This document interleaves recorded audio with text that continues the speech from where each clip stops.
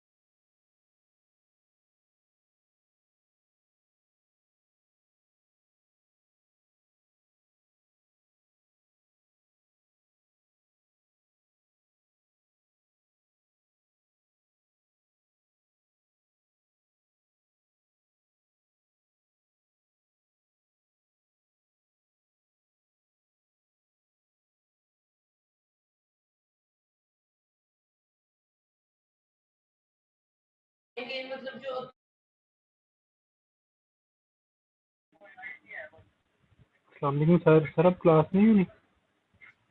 जी वालेकुम।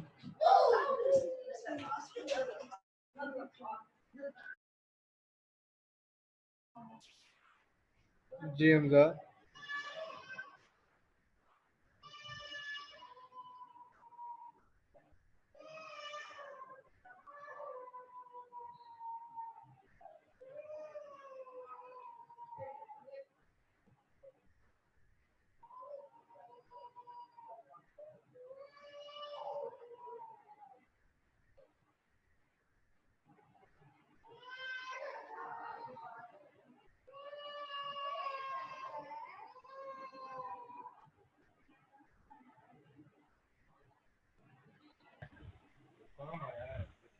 सर अब क्लास नहीं होनी? जी क्लास होनी है। नहीं, वो अभी आप कह रहे थे ना खत्म हो गई क्लास। नहीं ठीक है।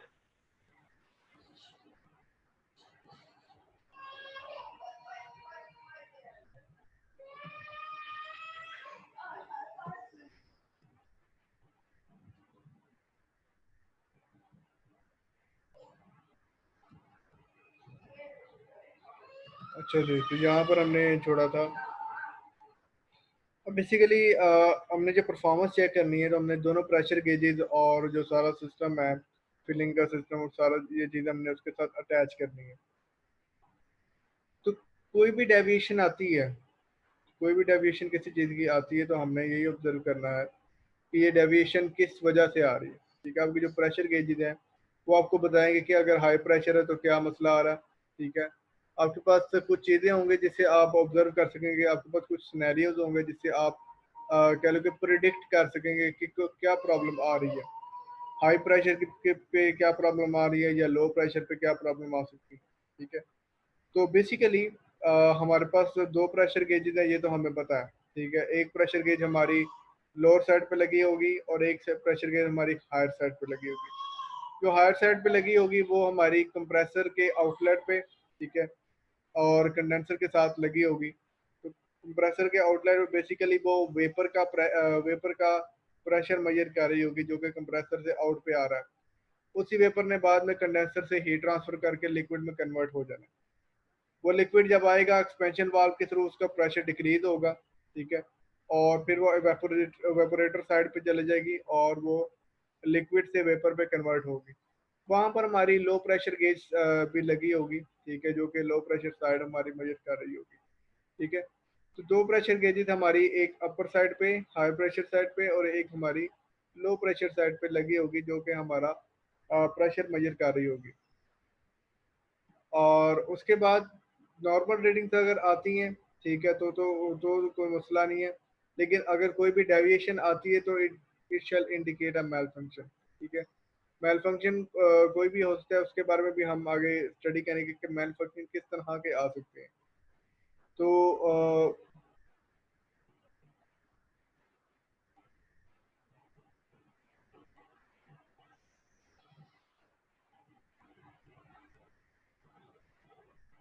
अच्छा जी, तो मैं बात कर रहा था कि मेल फंक्शन जो है वो किसी भी किस्म के आ सकते हैं। ठीक है, और उसकी जो रीज़न है वो कोई भी हो सकती है। रीज़न इसमें अगर हम अटैचमेंट्स के लिहाज से कह लें, तो अटैचमेंट के लिहाज से कि हमारी गेजेस ठीक लगी हैं, क्या उनमें कोई लीकेज वगैरह तो नहीं हो रही, कि जिस तरह से हमने गेजेस को माउंट किया है। ठीक है, या व्हीकल का जो इंजन है वो परफॉर्मेंस में उसका कोई मसला तो नहीं आ रहा। ठीक है, वो अपने आरपीएम वगैरह पूरे दे रहा है। ठीक है, तो ये हमने इनिशियल साइड पे ये हमने इंश्योर करना है कि हमारी तरफ से अभी तक कोई फॉल्ट क्रिएट नहीं हुआ। ठीक है, और फिर अगर हमारी तरफ से कोई फॉल्ट नहीं होगा, देन हम सिस्टम के अंदर का फॉल्ट डायग्नोज कर सकेंगे। अच्छा जी, प्रेशर गेज प्री चेक। सबसे पहले आपने क्या करना है कि प्रेशर गेज को लगाने से पहले आपने प्रेशर गेज को चेक करना है। तो उसको चेक करने के लिए आपने सिंपल सा तरीकाकार ये है कि आपके जो दोनों नीडल्स हैं प्रेशर गेजेस की वो जीरो पर होनी चाहिए। अगर वो जीरो के ऊपर नहीं है तो आपने क्या करना है कि वो जो एडजस्टेबल स्क्रूज हैं उनके थ्रू आपने उन्हें एडजस्ट करते हुए जीरो पर लेकर आना है। ठीक है, और जीरो पर लेकर आएंगे देन आपका जो काम है वो ठीक तरीके से हो पाएगा। अच्छा जी, उसके बाद आपने जब इसको दोबारा से जीरो पर ले आए तो आपने दोबारा से जो प्रेशर गेजेस हैं उनको उनके हॉजेस के साथ दोबारा से अटैच कर देना है।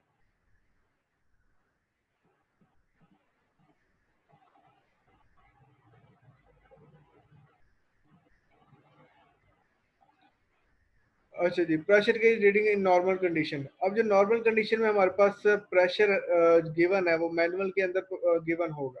ठीक है, मैनुअल के अंदर गिवन होगा कि हाई प्रेशर साइड पे हर गाड़ी का जो प्रेशर है वो डिफरेंट होता है। ठीक है, जो छोटी गाड़ियां हैं जिन्हें हम कार्स कहते हैं उनका प्रेशर डिफरेंट हो सकता है।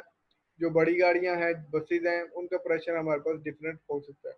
ठीक है, ये आपके मैनुअल में गिवन होगा। ठीक है, कि हाई प्रेशर कितना हो सकता है इसका, लो प्रेशर कितना हो सकता है, तो उस लिहाज से आपने इसको मेजर करना है। ठीक है, so we have pressure gauges reading in normal condition. Gauges show normal operation of AC system. If the pressure readings to the ambient temperatures are different to these, then the system is probably defective. ठीक है, अगर वो उनसे deviate करती हैं उन readings से जो कि आपने मैनुअल में हमें गिवन है, तो हो सकता है कि हमारे सिस्टम के अंदर फॉल्ट हो। ठीक है, उसके अलावा उसके अलावा हमारे पास देखें, हमें बेसिकली क्या दिया जाता है, हमें बेसिकली एक चार्ट दिया जाता है। हमारा कोई सिंगल प्रेशर नहीं होता, ठीक है, हाई प्रेशर लो प्रेशर कोई एक सिंगल प्रेशर नहीं होता, बल्कि हमें एक चार्ट दिया जाता है, जो कि हमारा जो चार्ट है वो एम्बिएंट टेम्परेचर के साथ वेरी कर रहा होता है। अब जाहिर है कि आपने जून के अंदर रीडिंग ली है, तो हो सकता है प्रेशर गेजेस जो है वो डिफरेंट रीडिंग दे रही हो, और एसी बिल्कुल ठीक हो, जुलाई में डिफरेंट दे रही हो, अगस्त में डिफरेंट दे रही हो, और सर्दियों में डिफरेंट दे रही हो। देखिए, ये डिपेंड करता है कि हमारा एम्बिएंट टेम्परेचर क्या है, और एम्बिएंट टेम्परेचर के साथ हमारी जो प्रेशर की रीडिंग्स है वो भी डेविएट करती हैं। अब बेसिकली मैनुअल में कोई स्पेसिफिक रीडिंग नहीं दी जाती, बल्कि मैनुअल के अंदर एक चार्ट दिया जाता है जिसके अंदर प्रेशर और एम्बिएंट टेम्परेचर वेरी कर रहा होता है। वो चार्ट इसके अंदर गिवन है, ठीक है, वो सैंपल चार्ट है जो कि एक आइडिया देगा आपको कि किस तरह से चार्ट के अंदर रीडिंग्स वेरी करती हैं। तो ये आपके पास, ये मैंने चार्ट यहाँ पर अब शो करवा रहा हूँ, ठीक है। सो बेसिकली जो लोअर साइड पे वो बेसिकली क्या है, दैट इज द टेम्परेचर, और जो सक्शन साइड है दैट इज द प्रेशर, ठीक है। सक्शन साइड बेसिकली कौन सा, ये that is the low pressure side, ठीक है, suction side, suction to the compressor, ठीक है, कंप्रेसर के सक्शन पॉइंट पे जो कि एवेपोरेटर के बाद और कंप्रेसर से पहले होता है, that is the suction pressure, ठीक है। तो that is a low pressure side, ठीक है। और ये हमारे पास एम्बिएंट टेम्परेचर हमें हमें गिवन है, ठीक है। अब से डैट अभी मार्च का मौसम है, ठीक है। मार्च के अंदर हमारे पास टेम्परेचर आता है तो तकरीबन 21 डिग्री सेंटीग्रेड, ठीक है। तो 21 डिग्री सेंटीग्रेड के ऊपर हमारे पास जो प्रॉपर प्रेशर आ सकते हैं वो कौन कौन से हैं, दैट इज 1.6 टू 2.0, ठीक है। 1.6 से लेकर 2.0 तक अगर आपकी गाड़ी कोई भी प्रेशर शो करवाती है, सो दैट इज नॉर्मल, ठीक है, वो नॉर्मल कंसीडर्ड होगी। अगर वो कम शो करवाती है, वो किसी यहाँ पर आ रही है, तो वो अब नॉर्मल होगी। अगर वो बहुत ज़्यादा शो करवा रही है तो भी वो अब नॉर्मल होगी, ठीक है। मोस्टली आप ऑब्जर्व करेंगे कि ये चार्ट किस तरह से वेरिएट कर रहा है, कि ये आपके जो अगर आपका टेम्परेचर लो है तो आपका जो प्रेशर है वो भी लो होगा, ठीक है। लेकिन जैसे जैसे टेम्परेचर बढ़ता है वैसे वैसे आपका जो प्रेशर है वो भी बढ़ता जा रहा है, और वैसे वैसे आपकी जो जो विंडो है ये भी एक्सपैंड होती जा रही है। इसकी रीज़न ये है कि आपकी जो गैस है वो हायर एम्बिएंट टेम्परेचर के ऊपर एक्सपैंड करने की ज़्यादा कोशिश करती है, जिसकी वजह से उनका जो प्रेशर है वो भी ज़्यादा होता है, ठीक है। सो लो टेम्परेचर के ऊपर आप ऑब्जर्व करेंगे कि जहाँ पर हमारे पास प्रेशर भी लो होगा, लेकिन जैसे जैसे ये बढ़ता जाता है वैसे वैसे प्रेशर भी बढ़ता जाता है। अब ये 25 डिग्री सेंटीग्रेड पे उसमें एक नॉर्मल सी एग्जांपल दी है कि 25 डिग्री सेंटीग्रेड के ऊपर अगर हम देखें तो हमारे पास जो प्रेशर आ सकता है दैट इज फ्रॉम 1.4 टू 2.4, ठीक है। तो इस दरमियान कोई भी प्रेशर हमारे पास आ सकता है, और बेहतर ये है कि हमारा जो प्रेशर है वो मिडल में आए, ठीक है, दैट इज 2.0 जो इसमें शो करवाया हुआ है। ना ये अपर एंड पे जाए ना ये लोअर एंड पे जाए, बल्कि मिडल पे कहीं पर आ रहा, ठीक है। सो बेसिकली इस तरह का हमारे पास चार्ट गिवन होता है जो कि इंडस्ट्री का मैनुअल होता है, वो हमें ये चार्ट प्रोवाइड करती हैं, वो हमें कोई स्पेसिफिक प्रेशर प्रोवाइड नहीं करती, ठीक है। तो बच्चा एक पूछ रहा था कि जनाब कब हमने इसको मेजर करना है इसका प्रेशर, ठीक है, कब इसका टेम्परेचर मेजर करना है, तो तब मेजर करना है जब आपका जो प्रेशर है वो स्टेबलाइज हो जाए, ठीक है। हो सकता है आप एसी चलाएं और आपका जो प्रेशर है वो ऊपर तक चला जाए, शूट कर जाए, ठीक है, और आहिस्ता आहिस्ता वो इस एरिया में आ जाए। अगर तो वो इस एरिया में नहीं आता, ठीक है, और स्टेबलाइज हो जाता है और इस एरिया में नहीं आता, देन फॉल्ट हो सकता है, ठीक है। So that is a picture of low pressure side. और उसके बाद हमारे पास एक discharge pressure versus ambient temperature आ जाता है। इसमें भी आप ऑब्जर्व करेंगे 15 डिग्री से लेकर हमारे पास 35 डिग्री सेंटीग्रेड तक एक चार्ट दिया है। ये हाई टेम्परेचर भी होता है, लेकिन ये हमें एक एग्जाम्पलरी चार्ट दिया हुआ है, ठीक है। तो इसमें आप ऑब्जर्व करें कि ऊपर वाला चार्ट से कंपेयर करते हैं कि यहाँ पर जो रीडिंग थी वो मैक्सिमम 3.4 बार तक जा रही थी, जबकि ये हमारे पास हाई प्रेशर चार्ट है, इसमें हमारे पास जो रीडिंग है वो 22 बार तक गई हुई है, ठीक है। तो जहाँ पर हम 25 डिग्री सेंटीग्रेड पर ऑब्जर्व करें तो 12 बार, ठीक है, पिछले वाले चार्ट में हमारे पास 2 बार आ रहा था, जबकि यहाँ पर हमारे पास 12 बार तक टेम्परेचर आ रहा है। सो बेसिकली ये चार्ट्स हमारे पास गिवन होंगे एज अ मैनुअल, ठीक है। और इनको देखते हुए सबसे पहले हमने क्या करना है कि एम्बियंट का टेम्परेचर नोट करना है, और उसके बाद हमने ऑब्जर्व करना है कि क्या हमारा जो प्रेशर है वो हमारे इस एरिया के अंदर आ रहा है या नहीं आ रहा। अगर तो वो इस एरिया से बाहर जा रहा है तो इट मीन्स कि हमारे पास कोई मेल फंक्शन है, या फिर हमारा जो सिस्टम है उसमें कोई कमी है, रह गई है। अगर तो वो इसके अंदर आ रहा है तो नो प्रॉब्लम, ठीक है, उसमें कोई इशू नहीं है, ठीक है, आपका जो सिस्टम है बिल्कुल ठीक परफॉर्म कर रहा है।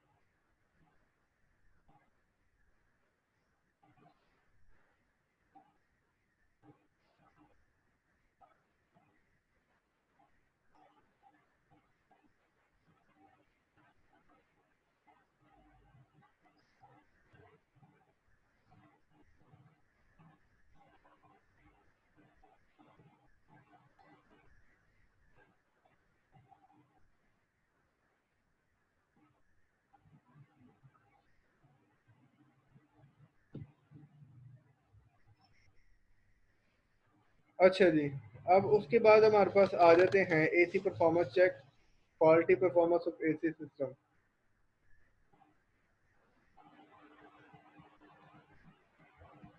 उसमें सबसे पहले तो हमने उसने हमें थोड़ा सा बताया कि गाइड किया कि जनाब अगर एफ लिखा होगा कंप्रेसर के साथ तो it means that fixed displacement compressor है। अगर वी लिखा होगा तो वेरिएबल डिस्प्लेसमेंट कंप्रेसर है।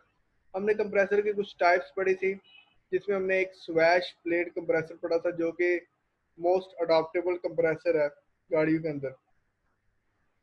और जो स्वैश प्लेट थी हमने ऑब्जर्व किया था कि उसका एंगल जब चेंज होता है तो जो डिस्प्लेसमेंट है वो भी वेरी करता है, जिसकी वजह से हम वो हमारा वेरिएबल डिस्प्लेसमेंट कंप्रेसर होता है। कुछ हमारे पास फिक्स डिस्प्लेसमेंट कंप्रेसर भी होते हैं, और कुछ हमारे पास वेरिएबल डिस्प्लेसमेंट कंप्रेसर होते हैं। जो हमारी गाड़ियों में ज़्यादातर इस्तेमाल हो रहे हैं आजकल, that are variable displacement compressor, ठीक है। अच्छा जी।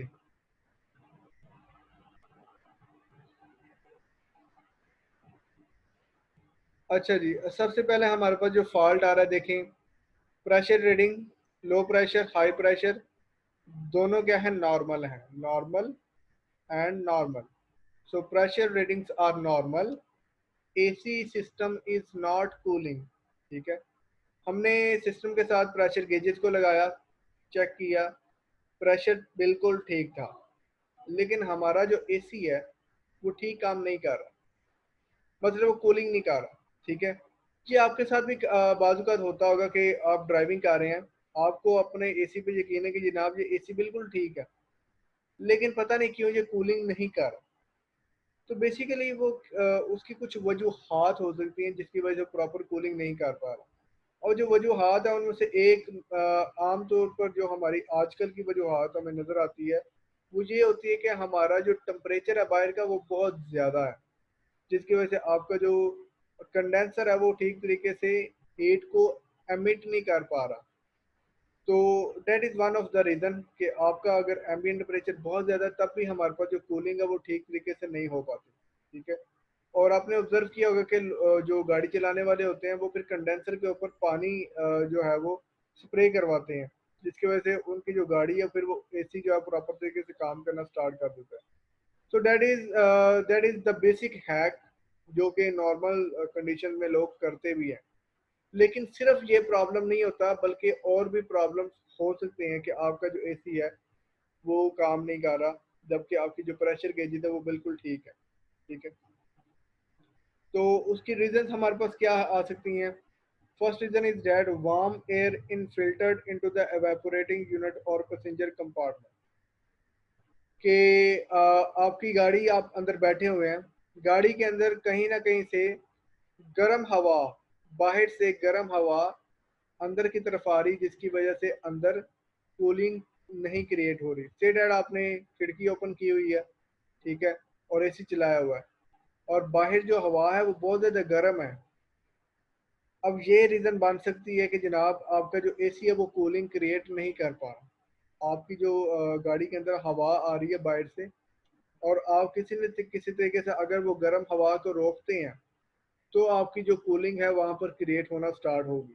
ठीक है, तो that is one of the reason कि जनाब आपकी जो आपकी गाड़ी के अंदर कहीं ना कहीं से गर्म हवा अंदर आ रही है, जिसकी वजह से कूलिंग जनरेट नहीं हो रही। अच्छा, second is that warm water in filtered in the heater. Heater वाली साइड में आपके पास वार्म वाटर हो सकता है। ठीक है, वार्म वाटर बेसिकली कहाँ से आ सकता है कि आपका जो रेडिएटर है, ठीक है, वहां से वार्म वाटर इन कॉन्टेक्ट हो सकता है। आपका जो बेसिकली रेडिएटर के अंदर ही पानी होता है, इसके अलावा पानी नहीं होता। ठीक है, so that is also one of the problem. ठीक है, कि वहां से फिर क्या है कि वार्म वाटर से क्या होता है कि हीट आपके कंपार्टमेंट के अंदर आ रही होती है। थर्ड चीज क्या है, ice on the evaporator core. जो इलाके बहुत ज्यादा ठंडे होते हैं, एक्सट्रीम ठंडे होते हैं, वहां पर क्या होता है कि आपके जो इवेपोरेटर है वहां पर बर्फ जम जाती है। ठीक है, जो कि नॉर्मल कंडीशन में लाहौर वाली साइड या बाकी लोअर साइड पे नजर नहीं आती। और ये जो हालात हमारे इधर अपीयर नहीं होते, ये अपर एरियाज में अपीयर हो सकते हैं कि आपकी जो इवेपोरेटर है उस पर बर्फ जम जाए। ठीक है, अब बर्फ जम जाए, नो डाउट आपने एयर कंडीशनिंग करनी तो आप हीटिंग भी क्रिएट करते हैं समटाइम। तो बर्फ वगैरह की वजह से भी आपकी जो हीट ट्रांसफर है वो प्रॉपर तरीके से नहीं हो पाती। ठीक है, so that is one of the issue. उसके बाद normal situation if ambient temperature is very low. अगर आपका बाहर का टेम्परेचर बहुत ज़्यादा सर्द है, बहुत कम है, तो भी आपकी कूलिंग नहीं होगी। ठीक है, तो बंदा बात बात को सोचता है ना कि अगर हम शदीद सर्दी में एसी चला दें तो क्या होगा कि बर्फ़ ही ना जम जाए। तो देखें, जो आपका इवेपोरेटर है उसने एक स्पेसिफिक टेम्परेचर में हवा भेजनी है। सी डैट वो 8 डिग्री 9 डिग्री पर हवा भेजता है। ठीक है, गाड़ी के अंदर अगर गाड़ी के बाहर का टेम्परेचर 4 डिग्री होगा या 3 डिग्री होगा तो आपकी जो कूलिंग होगी वो प्रॉपर तरीके से नहीं हो पाएगी। ठीक है, अब कूलिंग जरूरी नहीं है कि आपने एयर कंडीशनिंग के लिए करनी हो, कूलिंग हो सकेगा आपने रेफ्रिजरेशन के लिए करनी हो, गाड़ी के अंदर रेफ्रिजरेटर वगैरह लगाया हो। ठीक है, तो हो सकता है कि वो रेफ्रिजरेशन का प्रोसेस भी प्रॉपर तरीके से ना हो पा रहा हो, क्योंकि आपका जो बाहर का टेम्परेचर वो बहुत ज़्यादा कम है और आपका जो कंडेंसर है वो उस तरह से काम नहीं कर पा रहा। कंडेंसर का बेसिकली काम होता है कि उसने बाहर हीट को एमिट करना है। ठीक है, तो वो अगर वो ठीक तरीके से काम नहीं करेगा तो आपकी कूलिंग भी प्रोड्यूस नहीं होगी। सो that is also one of the main problem कि अगर आपका बाहर का टेम्परेचर बहुत ज़्यादा कम है तो भी आपकी कूलिंग प्रोड्यूस नहीं होगी।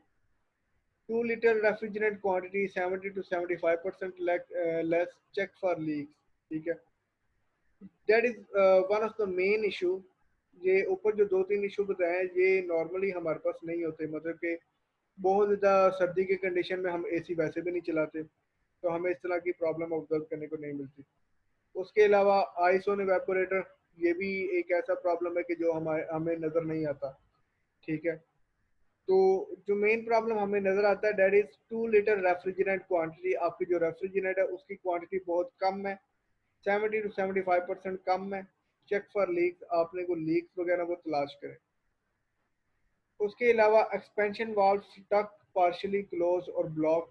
आपका जो एक्सपेंशन वाल्व है वो या तो ब्लॉक हो चुका है या फिर क्लोज हो चुका है, उसमें कोई ना कोई इशू आ गया। ठीक है, जिसकी वजह से आपकी जो गैस है वो प्रॉपर तरीके से फ्लो नहीं कर पा रही, या फिर आपकी जो गैस है वो प्रॉपर तरीके से एक्सपैंड नहीं कर पा रही एक्सपेंशन वाल्व में।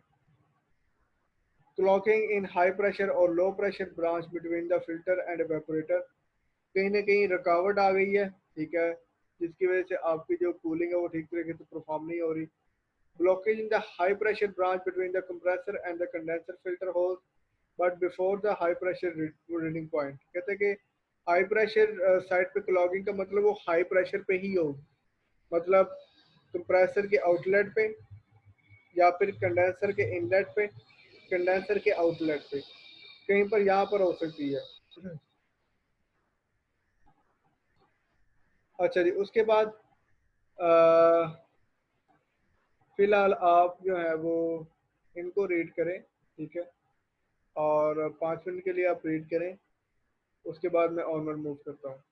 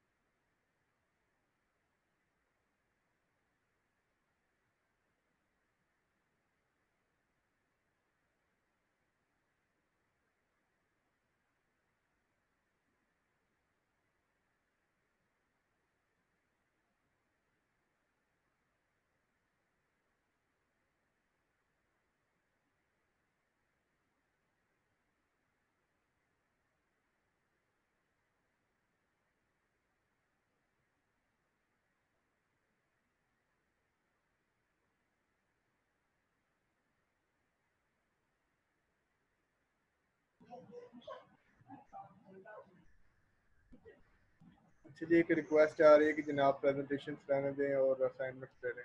देखिए ये मैंने पहले ही बताया कि असाइनमेंट जो है वो मैं लूँगा, असाइनमेंट्स मैंने कब कहा मैं नहीं लूँगा।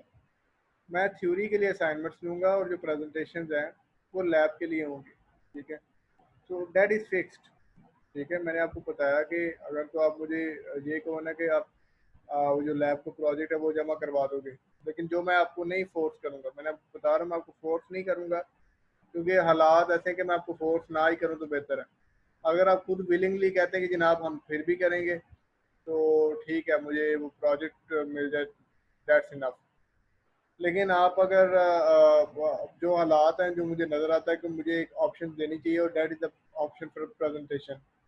सिंपल है, आसान है, कोई मुश्किल नहीं है आपके लिए, ठीक है। जिस तरह से मैं बोल रहा हूँ वैसे ही आप बोलेंगे, ठीक है। जिस तरह से मेरी स्क्रीन यहाँ पर शेयर हो रही है उसी तरह से आपकी स्क्रीन यहाँ पर शेयर हो जाएगी, ठीक है।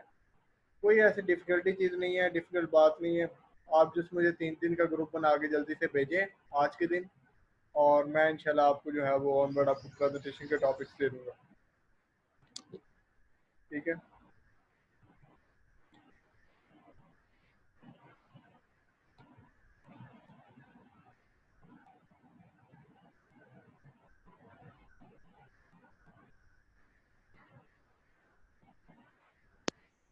यार प्रेजेंटेशन क्लास में क्यों नहीं अरेंज कर रहे, वो फ्राइडे वाले दिन क्यों रख रहे हैं? फ्राइडे बेसिकली मैंने आपको इसलिए बताया, मैंने आपको बताया था कि कुछ लैब्स हमारी पीछे पेंडिंग में रह गई हैं जो कि कंडक्ट करवानी है। उनमें से 2 लैब्स जो हैं वो मैं रिवीजन के तौर पे इस्तेमाल कर चुका हूँ। 4 लैब्स थी टोटल, 2 लैब्स रिवीजन के तौर पे इस्तेमाल कर चुका हूँ। एक लैब फ्राइडे को हो जाएगी, जो कि 4 में से फिर एक रह जाएगी बाकी।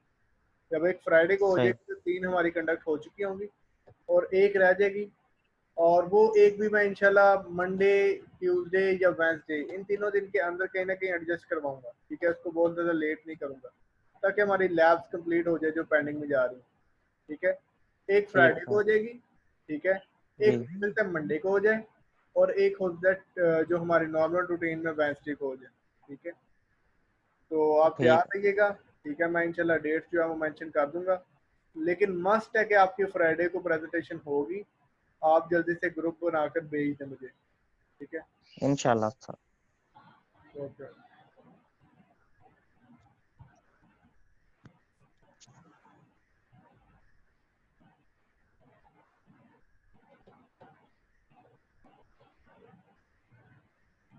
चलें, नेक्स्ट सेशन आप ज्वाइन कीजिएगा, उसमें अटेंडेंस भी होगी, और बाकी जो है थोड़ा बहुत मैं पढ़ा भी दूंगा साथ में आपको।